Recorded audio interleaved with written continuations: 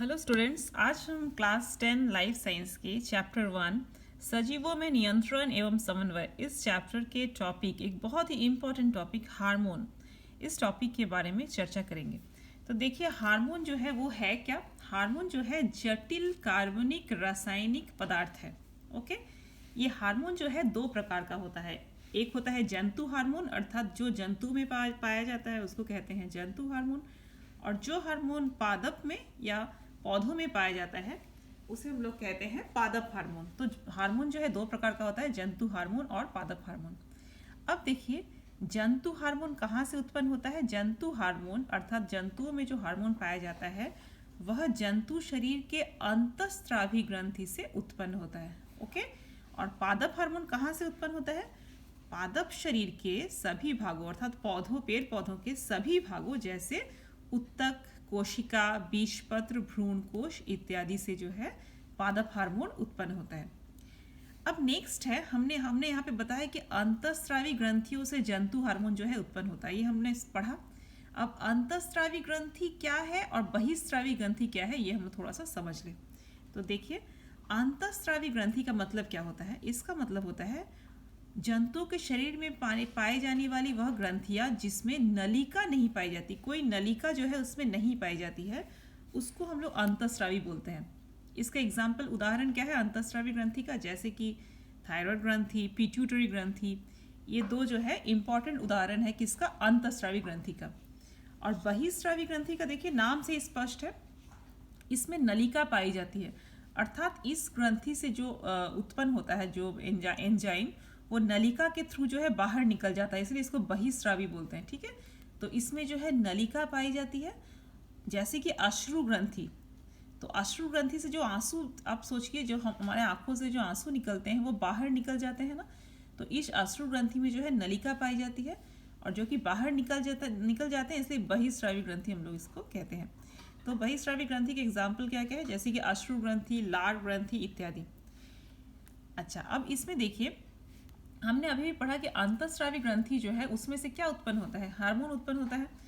तो अंतःस्रावी ग्रंथि से देखिए, इनसे प्रायः हार्मोन का स्राव होता है। ठीक है, अंतःस्रावी ग्रंथि से प्रायः क्या होता है, हार्मोन का स्राव होता है। और बहिस्रावी ग्रंथि से क्या होता है, इनसे प्रायः पाचक रस, एंजाइम, पसीना, लार इत्यादि का स्राव होता है। ओके, तो इन दोनों ग्रंथियों के बारे में आपको समझ में आया, अंतःस्रावी और बहिस्रावी के बारे में। अंतःस्रावी मतलब जिसमें नलिका नहीं पाई जाती, और बहिस्रावी मतलब जिसमें नलिका पाई जाती है। उसके बाद इन दोनों ग्रंथियों के अलावा और एक तरह का ग्रंथि होता है जिसको हम लोग कहते हैं मिश्र ग्रंथि। तो मिश्र ग्रंथि नाम से स्पष्ट है, वे ग्रंथियां जो अंतःस्रावी एवं बहिस्रावी दोनों तरह की प्रकृति धारण करती है। ठीक है, अर्थात मिश्र ग्रंथि में अंतःस्रावी और बहिस्रावी दोनों प्रकार की ग्रंथियों का गुण जो है मौजूद होता है, उसको हम लोग कहते हैं मिश्र ग्रंथि। मिश्र ग्रंथि का एक उदाहरण आप लोग का आता है अक्सर कि एक मिश्र ग्रंथि के उदाहरण दें, तो जैसे पैनक्रियस या फिर अग्नाशय भी जो है मिश्र ग्रंथि का उदाहरण है। नेक्स्ट टॉपिक है तंत्रिका तंत्र और हार्मोन में क्या अंतर है, हार्मोन के साथ नर्वस सिस्टम में क्या डिफरेंस है। तो देखिए, नर्वस सिस्टम में क्या होता है, यहाँ पर तीव्र गति से क्रिया होती है।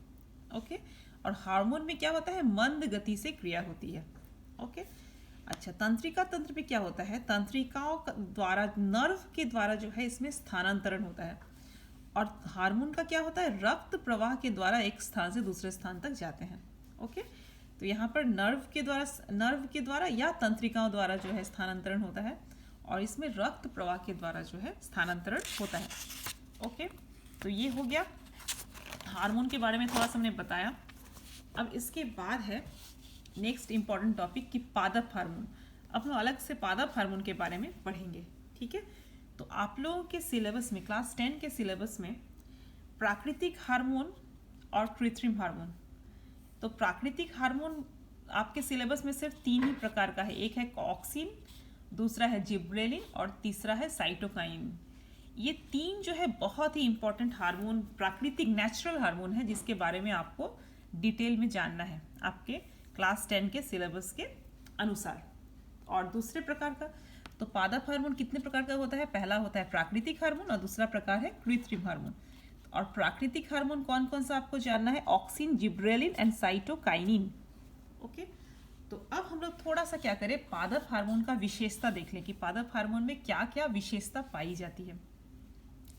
सबसे पहले नंबर 1 देखिए, जड़, तना के शीर्ष भाग, भ्रूण कोश, कलिका इत्यादि भागों में उत्पन्न होते हैं। पादप हार्मोन कहाँ पे उत्पन्न होते हैं, देखिए जड़ में, तना के शीर्ष भाग मतलब सामने वाले भाग में, भ्रूणकोश में, कलिका में इत्यादि में। नंबर 2 विशेषता क्या है पादप हार्मोन का, अलग अलग पादप हार्मोन अलग अलग क्रियाओं को नियंत्रित करते हैं। ठीक है, तो देखिए सबसे पहला है ऑक्सिन के बारे में। देखिए ऑक्सिन क्या करता है, जैसे कि हमने अभी भी जाना कि 3 प्रकार का प्राकृतिक हार्मोन पाया जाता है मेनली। एक पहला है ऑक्सिन, दूसरा है जिब्रेलिन, तीसरा साइटोकाइनिन। तो ये तीनों जो प्राकृतिक हार्मोन है ये अलग अलग क्रियाओं में जो है सहायता करते हैं। जैसे ऑक्सिन किस क्रिया में सहायता करता है, देखिए ऑक्सिन जो है कलिका की वृद्धि, जड़ों की वृद्धि इत्यादि में सहायता करती है। जिब्रेलिन क्या करता है, बीजों की सुप्तावस्था को भंग करके अंकुरण में सहायता करता है।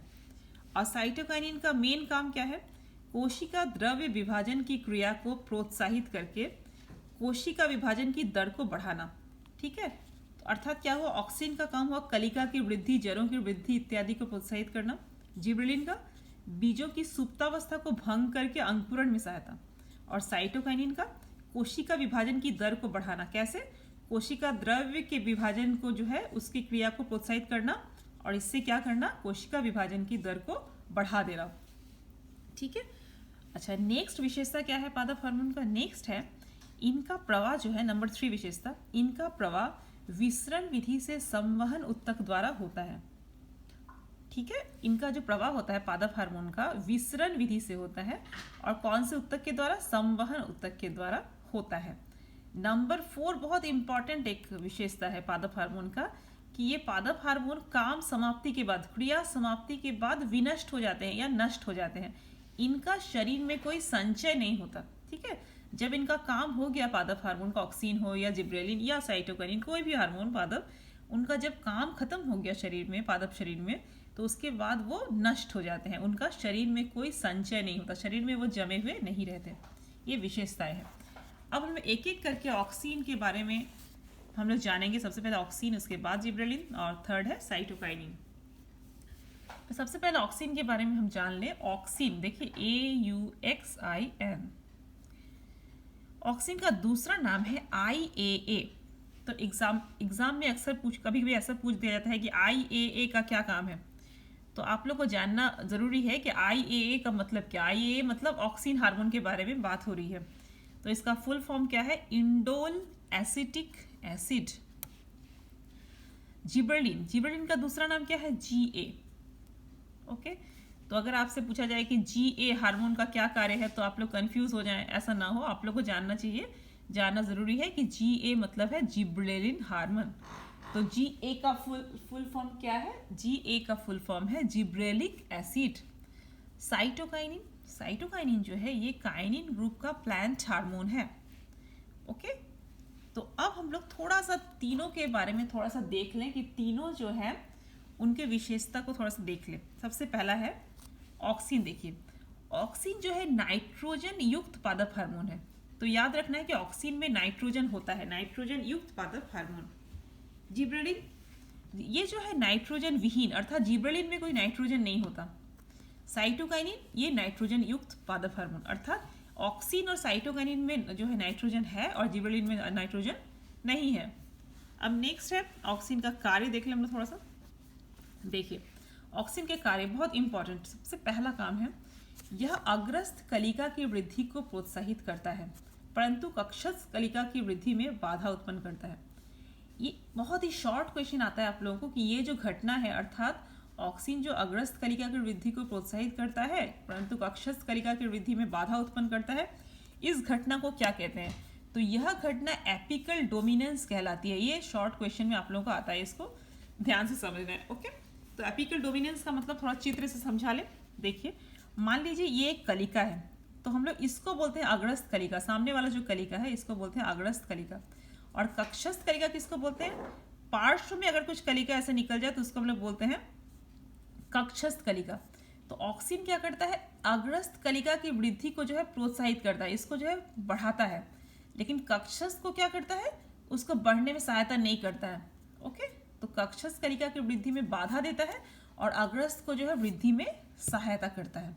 ओके, तो इसी घटना को हम लोग बोलते हैं एपिकल डोमिनेंस। तो आप लोग का शॉर्ट क्वेश्चन में अगर आए कि एपिकल डोमिनेंस क्या है, तो आप लोग क्या लिखेंगे कि ऑक्सिन हार्मोन क्या करता है कि पादप शरीर के अग्रस्त कलिका की वृद्धि को प्रोत्साहित करता है, परंतु कक्षस्थ कलिका की वृद्धि को में बाधा उत्पन्न करता है। यह घटना एपिकल डोमिनेंस कहलाती है। ओके, उसके बाद नेक्स्ट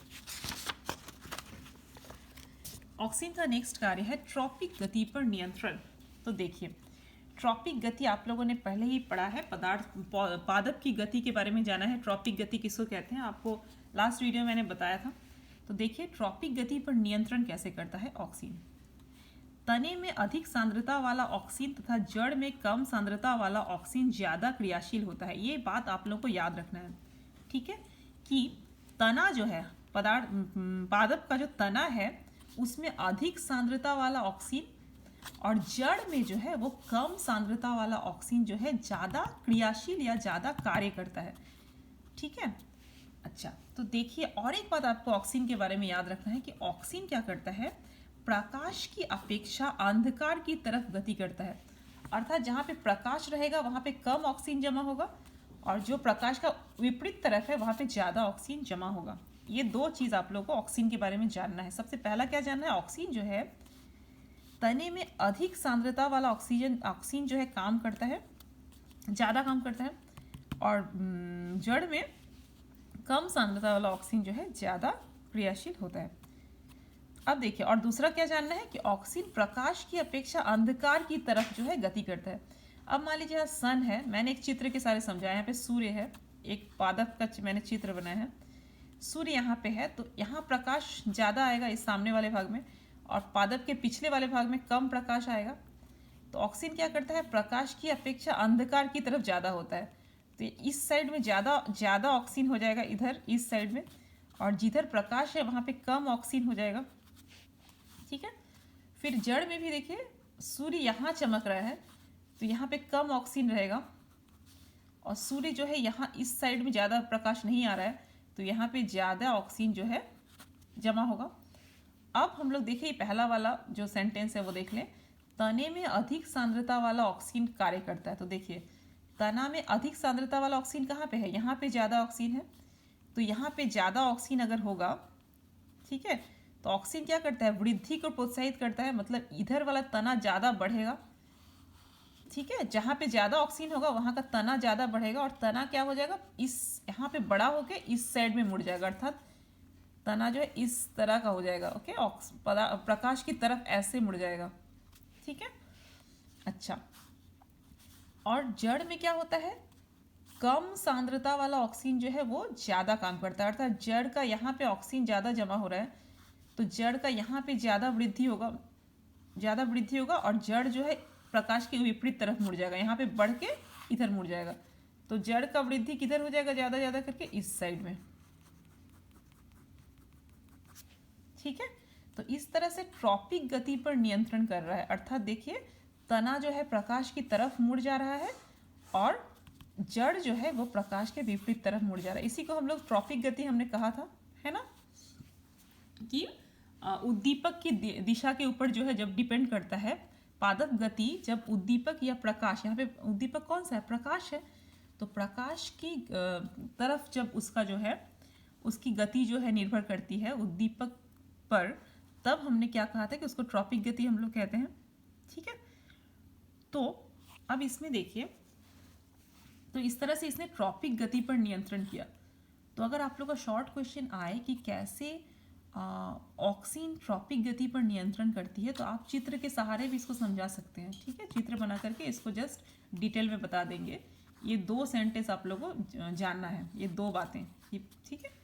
अच्छा, इसके बाद है नेक्स्ट कार्य क्या है ऑक्सीन का, देखिए बीज रहित फल बनाने में, बीज रहित मतलब जिस फल में बीज नहीं होता, पत्तियों एवं कच्चे फलों को झड़ने से रोकने के लिए ऑक्सीन सहायक होता है। नंबर 4, ऑक्सीन का कार्य कोशिका विभाजन की दर को प्रोत्साहित करने में सहायता करता है। नंबर 5, कोशिका भित्ति से पेक्टिन एवं कैल्शियम इत्यादि पदार्थों को हटाकर उसे मुलायम बनाने में सहायता करता है। कोशिका भित्ति को मुलायम बनाने में कौन सहायता करता है? ऑक्सीन। क्या क्या हटाता है कोशिका भित्ति से? पेक्टिन को हटा देता है और कैल्शियम को हटा देता है। तो ये हो गया ऑक्सीन के कार्य। अब नेक्स्ट आते हैं हम लोग नेक्स्ट पादप हार्मोन जिब्रेलिन। तो देखिए जिब्रेलिन जो है यह सबसे पहले जिब्रेला फ्यूजिकुरोए नामक एक कवक से प्राप्त किया गया था। ये जो हार्मोन है सबसे पहले कहाँ मिला था? जिब्रेला फ्यूजिकुरोए नामक एक कवक से, ठीक है, यहाँ से ये प्राप्त हुआ था।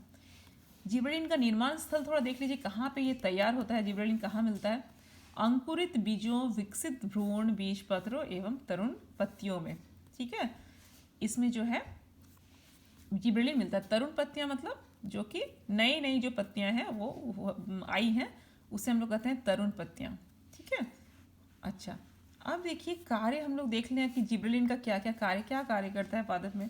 सबसे पहला, बीजों की सुप्तावस्था, बीज जो सोए हुए होते हैं उनकी सुप्तावस्था को भंग करते हैं, तोड़ देते हैं उनके नींद को, और बीजों को अंकुरन में सहायता देते हैं, अंकुरित होने में सहायता करते हैं। नंबर 2 है पुष्प की कलिकाओं को, जो कली है पुष्प की कलिकाओं को, उनके भी सुप्तावस्था या नींद की अवस्था को तोड़ करके फूलों को खिलने में सहायता करते हैं, ठीक है। तो बीजों को और पुष्प कलिकाओं को, इनके सुप्तावस्था को भंग करता है, ओके। और नंबर 3 है तने के पर्वमध्य की लंबाई बढ़ाकर तने की वृद्धि में सहायता करना। पर्वमध्य मतलब देखिए ये जो मेन जो तना है शाखा, इस शाखा में कई प्रशाखाएं होती है, आपको मैंने बताया। तो इन प्रशाखाओं, तो इसको हम लोग कहते हैं पर्व। देखिए ये जो प्रशाखा निकला है ये वाला है पर्व, यहाँ पे और एक पर्व बनाया है मैंने, देखिए ये भी पर्व है। तो इन दोनों पर्वों के बीच को हम लोग कहते हैं पर्व मध्य, ठीक है। तो पर्व मध्य की लंबाई बढ़ाकर, अब इस जिब्रेलिन क्या करता है, ये जो पर्व मध्य है इसकी लंबाई को बढ़ा देता है। तो ये बड़ा हो जाएगा तो तना भी क्या होगा? बड़ा होगा। तो तने की वृद्धि में भी जो है ये सहायता करता है, ठीक है। तो उसके बाद है next cytokinin. Last cytokinin important जो पादप हार्मोन है, नाइट्रोजन युक्त काइनिन ग्रुप का पादप हार्मोन। इसका निर्माण स्थल कहाँ पे है? तो इसका निर्माण स्थल है फल एवं भ्रूणकोश, भ्रूणकोश जिसको हम लोग एंडोस्पर्म भी कहते हैं, में यह हार्मोन पाया जाता है। जैसे कि नारियल पानी में, केला के भ्रूणकोश में, टमाटर के भ्रूणकोश में, सेव तथा मक्का के भ्रूणकोश में ये साइटोकाइनिन पाया जाता है। अब इसका कार्य क्या है थोड़ा देख ले। देखिए सबसे पहला कार्य है कोशिका द्रव्य विभाजन की क्रिया को प्रोत्साहित करना और कोशिका विभाजन की दर को बढ़ाना, ठीक है। दूसरा, पत्तियों में क्लोरोफिल की क्षमता को प्रोत्साहित कर पत्तियों की वृद्धावस्था को रोकना, अर्थात पत्तियां जल्दी पुरानी नहीं होती, ठीक है। ये इसका काम है कि पत्तियों को जल्दी पुराना नहीं होने देता है ये। और नंबर 3 है कक्षस्थ कलिका की वृद्धि को बढ़ावा देना तथा अग्रस्थ कलिका की वृद्धि में बाधा उत्पन्न करना। ये चीज़ आपने कहाँ पढ़ा? अभी ऑक्सीन में पढ़ा था। ऑक्सीन क्या करता है? अग्रस्थ कलिका की वृद्धि को बढ़ावा देता है और कक्षस्थ में बाधा देता है ना। लेकिन साइटोकाइनिन क्या करता है? अग्रस्थ कलिका की वृद्धि में बाधा करता है और कक्षस्थ कलिका की वृद्धि में बढ़ावा देता है, ठीक है। तो अर्थात दोनों का काम जो है उल्टा है, अर्थात ऑक्सीन और साइटोकाइनिन का ये वाला जो काम है ये जस्ट उल्टा है, ठीक है। तो इसीलिए अगर कोई क्वेश्चन कभी कभी आता है कि ऑक्सीन एवं साइटोकाइनिन के विपरीत धर्मी हार्मोन क्यों कहा जाता है, ठीक है, तो आप लोग क्या आंसर देंगे? इस क्वेश्चन का आंसर होगा क्योंकि ऑक्सीन जो है वो कक्षस्थ कलिका की वृद्धि को जो है घटाने में सहायता करता है और साइटोकाइनिन जो है वो कक्षस्थ कलिका की वृद्धि को बढ़ावा देता है और अग्रस्थ कलिका की वृद्धि में बाधा उत्पन्न करता है, ओके। तो ये क्वेश्चन का जो है आंसर होगा, इस तरह से आंसर देना है कि क्यों हम लोग ऑक्सीन और साइटोकाइनिन को विपरीत धर्मी हार्मोन कहते हैं। उसके बाद नेक्स्ट टॉपिक है कि आप लोगों को और 2 हार्मोन के बारे में जानना है। एक गैसीय हार्मोन, सिंपल से जस्ट याद रखना है इसको आपको कि एक गैसीय हार्मोन जिसका नाम इथिलीन है, ये हार्मोन जो है फलों को पकाने में सहायता करता है। एवं और एक हार्मोन है फ्लोरीजेन। फ्लोरीजेन हार्मोन क्या करता है? फूलों के विकास एवं खिलने में सहायता करता है। तो कभी कभी शॉर्ट क्वेश्चन में आता है कि उस हार्मोन का नाम बताएं जो फलों को पकने में सहायता करता है, तो आंसर होगा इथिलीन हार्मोन। और जो अगर क्वेश्चन पूछे कि कौन सा हार्मोन फूलों के विकास में सहायक है, तो क्या बोलेंगे आप लोग? Florigen hormone, okay. तो बस इस वीडियो बस इतना ही, मिलते हैं नेक्स्ट वीडियो में। Thank you so much.